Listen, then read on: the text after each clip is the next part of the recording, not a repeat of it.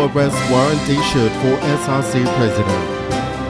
Prime Minister Peter O'Neill assures electorate over recent student unrest. PNG men's soccer team puts on gallant performance in the OFC Soccer Grand Final. This is NBC Papua New Guinea National News. Good evening, I'm Jerry Tave with Sunday's News. To our top story, Police Commissioner Gary Baki says police have not taken out any arrest warrant for the UPNG SRC President Kenneth Rapa. His response comes after several media outlets have reported that an arrest warrant has been issued for the SRC president. He says the completion of the police internal investigation will determine whether the SRC president will be brought in for questioning or not. Shalom Alken reports. The commissioner said people have to be sensitive in what they said in relation to the current unfolding of events in Port Moresby. Mr. Baki said this in relation to speculation on media and social media that there is a warrant of arrest for the UPNG Student Representative Council President Kenneth Rapa. What I said was there is in part of our investigations we will investigate the conduct of the SRC president and the other SRC members. That does not necessarily mean there is a warrant of arrest for him. So please, I don't want anyone to create speculations and say all kinds of things with regards to it. There is no such a thing like that. He said the police internal investigation, which has already begun, have nothing to do with the government-sanctioned Commission of Inquiry. We are conducting our own inquiries internally because it's part and parcel of that incident from police shooting. So that's why we're putting all of that together. So that does not mean that we have an arrest warrant for the SRC president. That kind of talking should be stopped, and it's utter nonsense. Okay, until and when we've completed our own inquiries, this is when we will determine whether we will call him in for questioning or not. At the moment, there's nothing. And please make it clear that there is no such a thing as the warrant of arrest out for the president, SRC president. Okay? I want it to be dispelled, and I do not want anyone to make any more issues or any more allegations or any more statement about the fact that, about the warrant of arrest for the SRC student. The SRC president. That is utter false until and when we've completed our inquiry and there is a requirement for him to be interviewed, we will ask him to be interviewed. Mr. Baki stopped short of disclosing parties involved in the internal investigation, but he said it is comprised of police officers. He also did not reveal the duration of the internal police investigation. Sheila Malkin, NBC National News, Port Moresby. Police will still maintain presence at the University of Papua New Guinea. Commissioner Gary Baki told NBC National News that the presence of officers at the university premises is upon the request of the University Council. He said at the moment the Council wanted police to be present, that is why the police are still there. They will be there until, as indicated, that classes will resume on Tuesday, then police will do their own assessment of the situation. The principal of Mount Hagen Park Secondary School, Tony Buldung, has apologized on behalf of his students for damages done to properties in Mount Hagen. It's been reported that millions of kina worth of properties were damaged and looted. The principal denied having any knowledge of his students' actions. Jack Tame reports from Mount Hagen. On behalf of the school, especially those students who have been involved in that activity, the riot, I'd like to take this time to say sorry to the public, to the business houses. When NBC National News interviewed Mr. Burung in the school premises, said his school administration would not be blamed for what happened on Wednesday. He further explained that the students involved in the unrest was not a planned activity with the school administration. He clarified that the school sent the students home at 2 p.m. on Wednesday to prepare for the grade 10's National Regional Expression exam next day. He brushed aside the allegations made against his administration by the public and on social media. Accusations given by the public or on social media regarding the riot last Wednesday was not true. Our students, they're involved in that riot, but it's not organized by the school itself. As far as the school administration is concerned, Nothing of that activity been organized by the school administration and the school as a whole. However, the newly built 2-month-old National Development Bank Icon branch was also severely damaged in the protest. Tomalis Owa, Highlands Regional Branch Manager of the National Development Bank, told NBC National News this week that the total cost of the damage is 300,000 kina, and he firmly blamed the students and will request the school administration to meet the cost. Owa stressed if the students had not started the protest and take the lead, the public would not be involved. Burung added some companies have also blamed the school for the damages and threatened to close the school and request the school to meet the cost of the damages. Meanwhile, Principal Tony Burung supports the call made by many leaders in the province to conduct an investigation into the students' involvement and assured that his administration will fully cooperate. Well, there were some business houses that came complaining they were trying to shut down the school and disturb the examination, grade 10 examination, but we asked them to remain calm until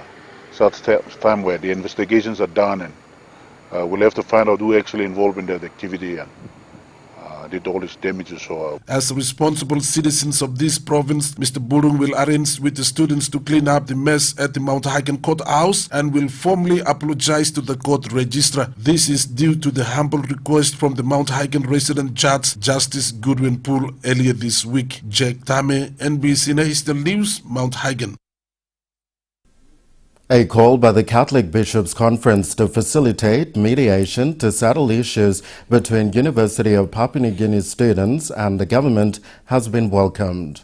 University of Papua New Guinea Student Representative Council President Kenneth Rapa, in a statement, welcomed the initiative by CBC. CBC, through its General Secretary, Father Victor Roche, extended the offer to help address this issue, which has caused great tension in the nation's capital in recent days. Father Victor Roche says disputes have to be addressed in a proper manner without resorting to violence. Gregory Avira reports. It has been a tense couple of days in the National Capital District. Attempts by university students to stage a peaceful protest on Wednesday turned violent when they were confronted by police, resulting in several individuals sustaining injuries.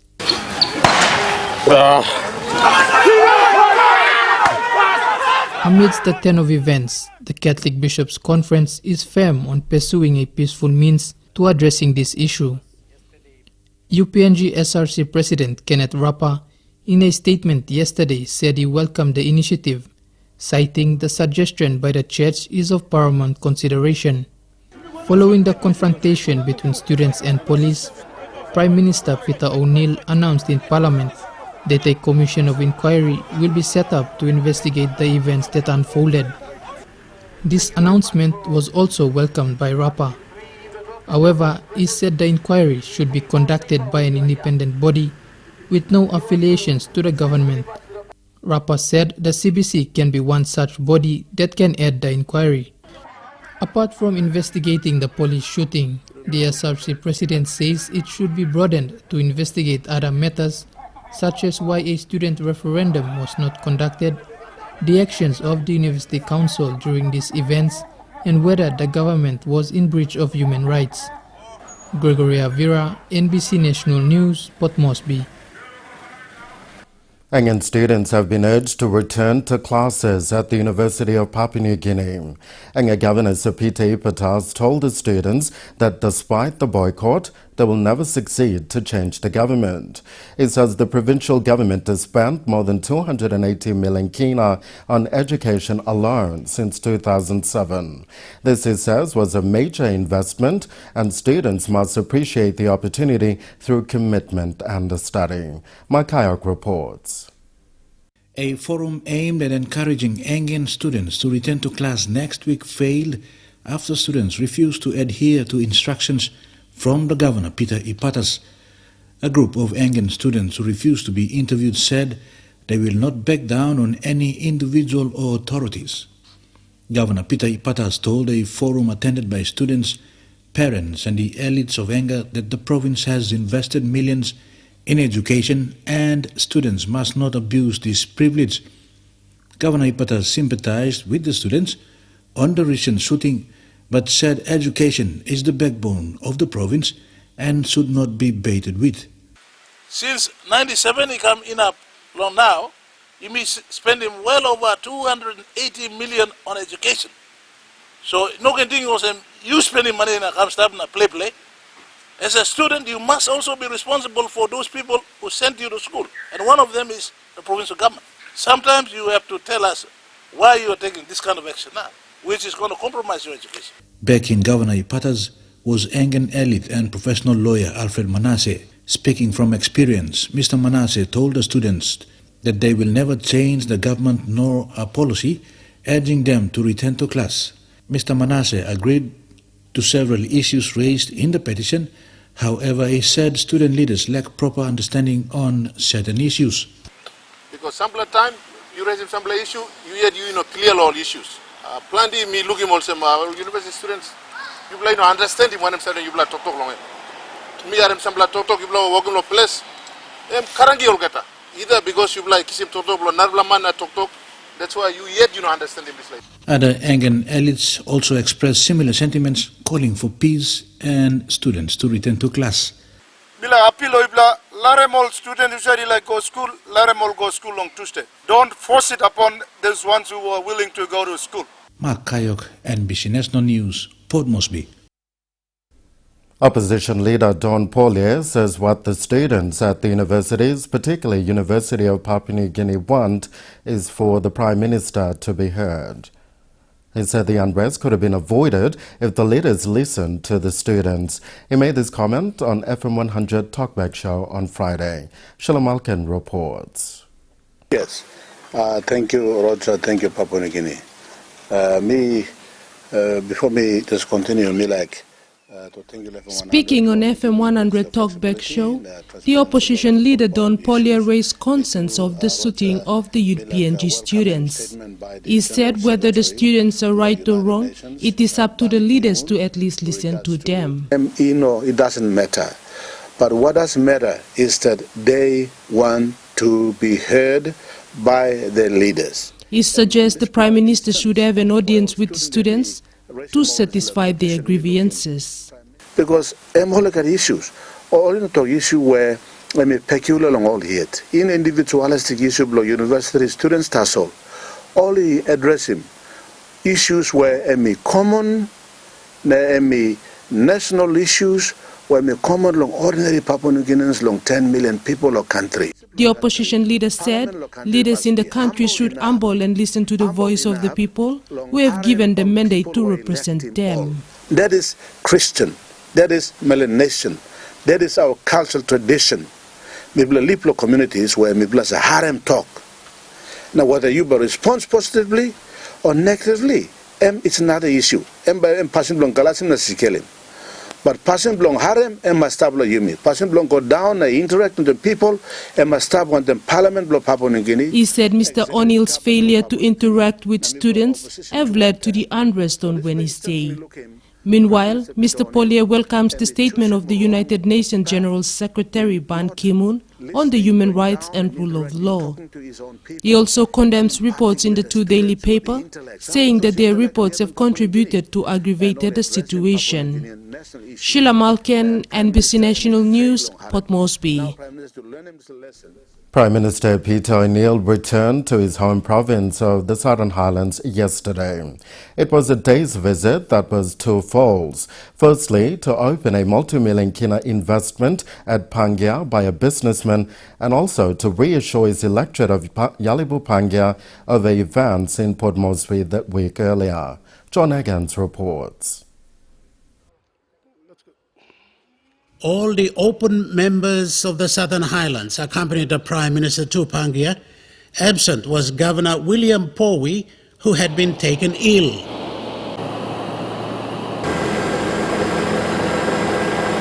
On arrival, the cool air and slight drizzle washed down the heat and dust of Port Moresby. The students' unrest, the adverse publicity abroad, and the vote of no confidence were issues very much in the minds of the people as they greeted their leaders.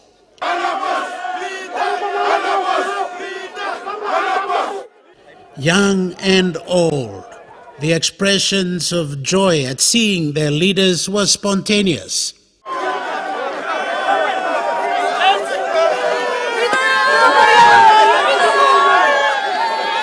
It was a homecoming for a son who had been roughly treated on a field called politics. A loud demonstration of support that although he may have been hurt on the field, there is a lot of support at home.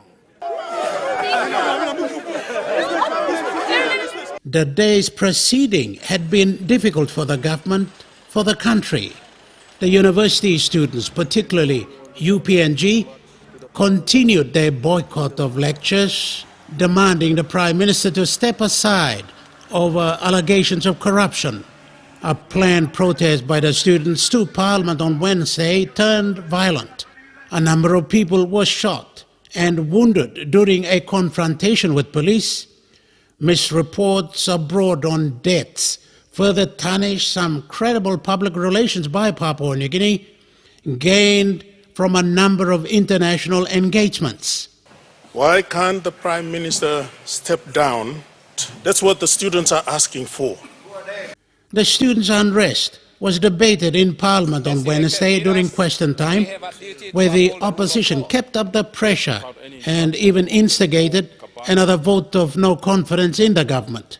Only no got money local election, only game and tassel, all like psyche my community. Now all the Southern Highlands members of Parliament sang the same chorus. Nipa Kutubu's Jeffrey Comel, James Lagea of Kagoa Erape, and the Mindi Member of Parliament, De Kewanu, and Francis Awesa of Imbongu. Then, this assurance from Mr. O'Neill himself.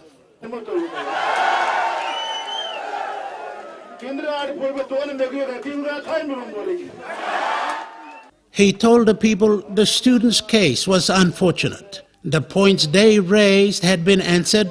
Some are now before the courts. He went on, the opposition's push was sour grapes. Alan Marat Mirasumen Penis. Belen Nama Mirasumen. Don't follow Mirasumen. Krenga Kua Mirasumen. Why? Why na Mirasumo? Bigot passing blow. On the other business, the Prime Minister opened the Lu Lodge, the biggest significant investment in Pangia yet, costing over 2.1 million kina. Owner Eki Lama of his business Yumi Yet is a Pangia local. Pig momos go with such occasions, and leaders at all levels oblige. And now for the weather preview. Evelyn, how does the weather look? Thanks, Jerry. Let's check the weather. Similar conditions all throughout the country, but most centers expect isolated showers and thunderstorms, while others are fine. We'll be having fine weather, and the details will be after the news. Back to you, Jerry. Thank you, Evelyn. Coming up next, community health workers graduate in Kairukuhiri district and 40 Bugandi secondary school students arrested. Those stories and more after the break. Stay with us.